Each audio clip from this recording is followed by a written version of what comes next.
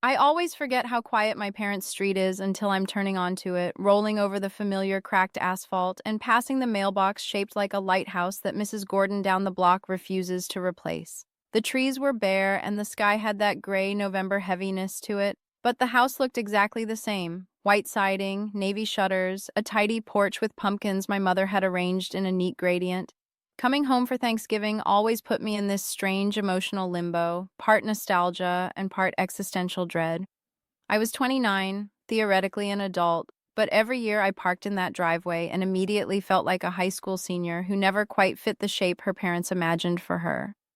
Inside, the warmth hit me first. Cinnamon, floor polish, and something distinctly Dawson household, like an aroma built over decades of holidays and rules and routine. The kitchen counters were spotless, a pie cooling in the corner, and a padded sticky note sat waiting near the sink. Carrie, gone for last-minute errands. Dad's picking up the turkey. Make yourself at home.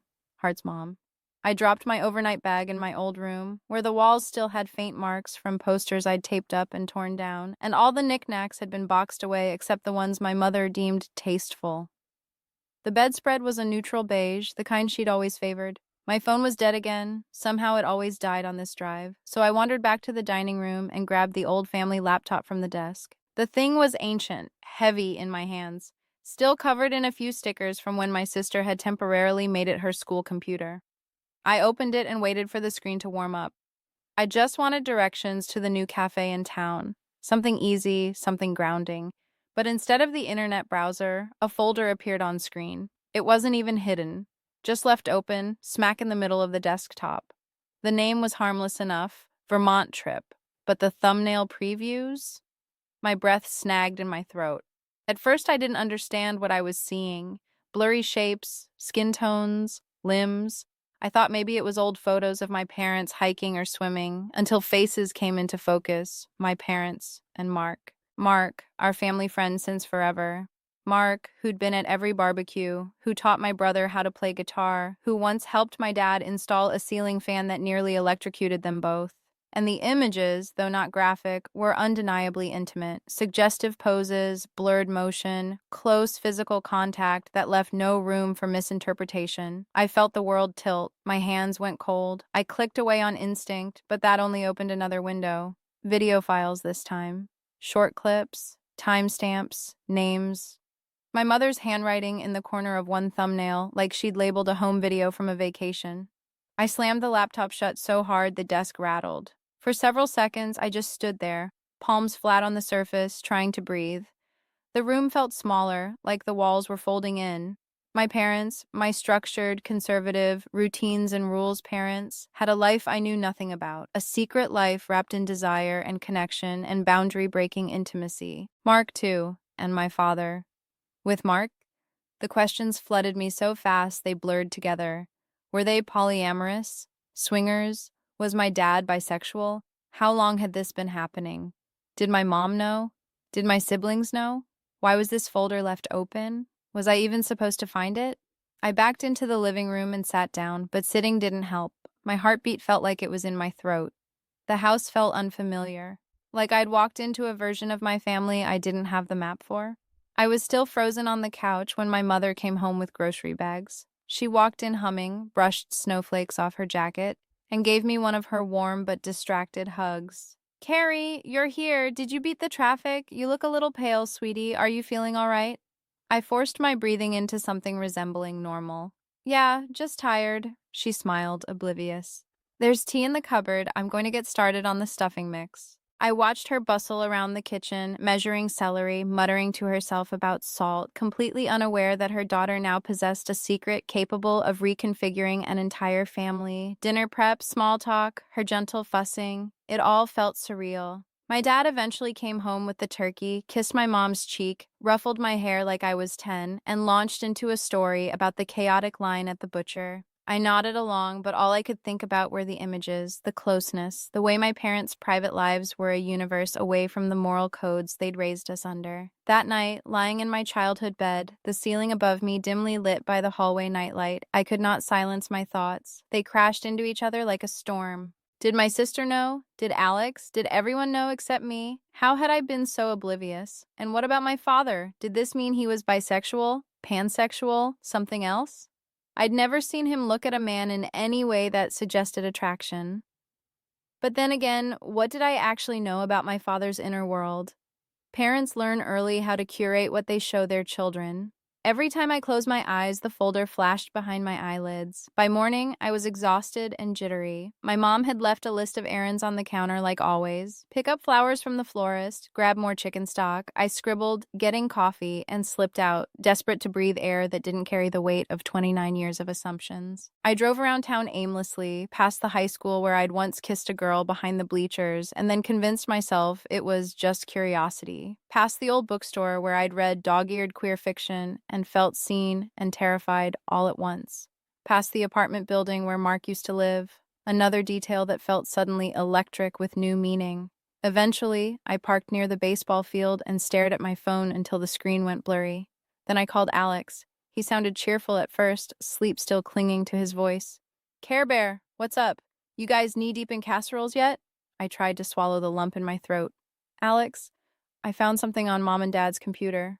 Silence stretched across the line. Oh, he said quietly. So you found that? My pulse thudded. You knew?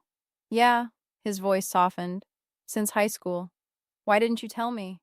It wasn't mine to tell, he said gently. And you were different then. You were still trying to fit into the version of yourself you thought Mom and Dad wanted. It stung because it was true. My voice came out small. So what does this mean? Are they swingers? He huffed a quiet laugh. I wouldn't label them like that. They're poly, open, ethical about it. They've been with Mark for decades. Decades? My jaw dropped. Since before we were born? Yes, they were already in that structure before they got married. Mark's basically part of the foundation. I leaned back in the car seat, staring at the sky. And Dad, with Mark? Dad's bi, Alex said like it was a well-established fact. Or pan. He doesn't really care about labels. And Mom's okay with that? She loves him, Alex said simply. All of him. She and Mark are close too, romantically and otherwise. They're a triad, Care. A triad. My parents. The pillars of my childhood structure. I felt something inside me twist. Fear, envy, awe, confusion, all at once. I feel like an idiot, I whispered. Like I missed the entire real story. You weren't clueless, Alex said. You just weren't looking for it. And they're private people. Meanwhile, I stumbled on an email thread when I was 16 and it freaked me out for a year. I let out a shaky laugh. Yeah, that tracks. There was a pause before Alex continued, more hesitant. While we're being honest, I should probably tell you something else. What? I'm pan. I blinked. How long?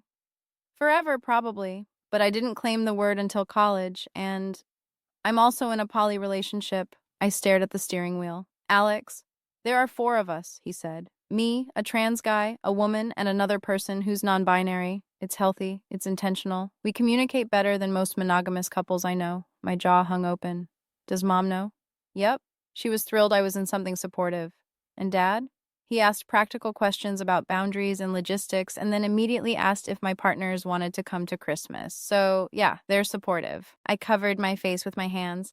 I'm the only one who didn't know about anything. You weren't excluded, he said gently. You were protected, and maybe a little stuck in a narrative you didn't realize you could step out of. I thought about the girl I'd kissed behind the bleachers, the boy in college I'd slept with even though I didn't want to, the woman I'd spent 6 weeks with sophomore year, sharing cigarettes and secrets, before panicking and pretending it had meant nothing, the feelings I'd tucked away out of convenience, out of fear. I don't even know what I am, I admitted. That's okay, he said softly. You don't have to know yet, or ever, but maybe let yourself wonder without shutting it down. Driving back to the house, something inside me shifted, a loosening, a rearranging. I wasn't angry anymore, just overwhelmed, full of questions, and strangely relieved. My family was not what I'd thought it was. But maybe that meant I didn't have to be what I thought I had to be either. When I stepped into the kitchen, my parents were bickering affectionately over the correct oven temperature for the turkey. My mom had a smear of flour on her cheek. My dad was trying and failing to keep their dog from licking a dropped carrot. They looked ordinary, soft, real, and also, somewhere beneath the surface, completely different. My mother glanced up. Sweetie, everything all right? I nodded. Yeah. Actually, yeah. She smiled, satisfied, and went back to her measuring. The rest of the day passed in small, tender moments. My father humming while carving vegetables, my mom dancing subtly to the radio, the two of them exchanging looks so full of trust I felt my throat tighten. Thanksgiving dinner was simple, ham instead of turkey because the butcher messed up, mashed potatoes too salty, green beans slightly overcooked. But it felt like watching a play I'd finally learned the subtext to. Every smile, every clasp of their hands, every inside joke felt richer, layered with truths they'd chosen to keep private and sacred. I didn't confront them, not that day, maybe not ever. Their intimacy was theirs, their history was theirs. What mattered was that I finally understood the shape of the love I'd grown up inside. Not the edited version, but the full, expansive one. And maybe quietly, I started to understand the shape of my own.